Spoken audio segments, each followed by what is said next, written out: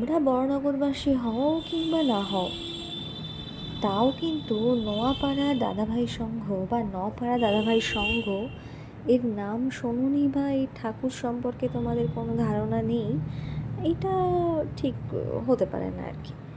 তো যারা বড়নগরবাসী আছো বা এই পূজা কমিটি কেমন ঠাকুর করে তারা জানো, তারা প্রত্যেক বছর দুর্গাপুজোর জন্য অপেক্ষা করো এবং এই প্যান্ডেলে চলে যাও।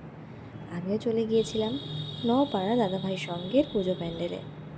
অসাধারণ একটা থিম, দারুণ ভাবনা এবং ভীষণ ভালো মন ভালো করা একটা পুজো প্যান্ডেল। আমার বেশ ভালো লেগেছে। আর তোমাদের সকলের জন্য এই পুজো প্যান্ডেলের কিছু ঝলক রইল, কারণ সবার পক্ষে পুজো প্যান্ডেলে যাওয়া সম্ভবপর হয়ে ওঠে না। তাই তোমাদের জন্য রইল এই প্যান্ডেলের কিছু ঝলক।